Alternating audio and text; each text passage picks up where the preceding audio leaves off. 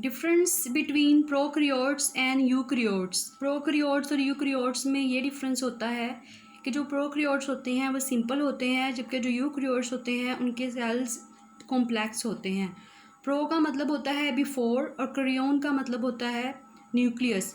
मतलब ये कि प्रोकैरियोट्स इस तरह के ऑर्गेनिज्म है जिनमें ट्रू न्यूक्लियस नहीं प्रेजेंट होता, जबकि यूकैरियोट्स, यू का मतलब होता है ट्रू और कैरियोन का मतलब होता है न्यूक्लियस। यूकैरियोट्स इस तरह के ऑर्गेनिजम्स हैं जिनमें ट्रू न्यूक्लियस जो है वो प्रेजेंट होता है।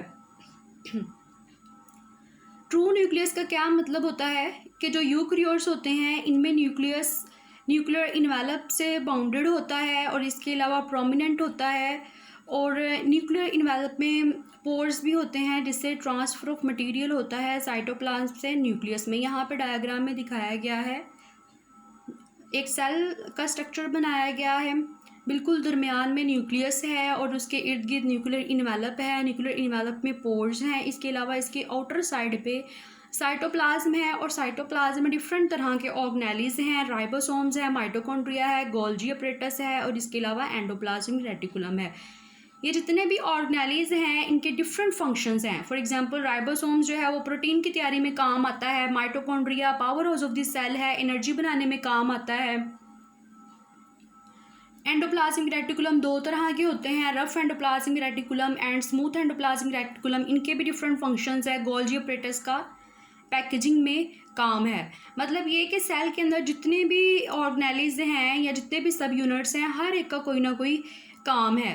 तो मेन जो वो बात है इस टॉपिक की वो ये है कि न्यूक्लियस यूकैरियोट्स में प्रोमिनेंट होता है और न्यूक्लियर इन्वेलप से बाउंडेड होता है, जबकि जो प्रोकैरियोट्स हैं इसमें न्यूक्लियस प्रोमिनेंट नहीं होता और इसके अलावा इसमें न्यूक्लियर इन्वेलप भी नहीं होता, और इसमें जो डीएनए होता है वो फ्लोट कर रहा होता है साइटोप्लाज्म में।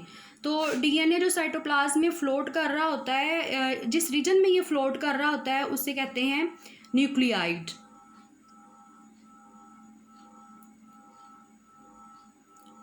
जो यूकैरियोट्स होते हैं इसमें मेम्ब्रेन बाउंडेड ऑर्गेनेलीज होते हैं।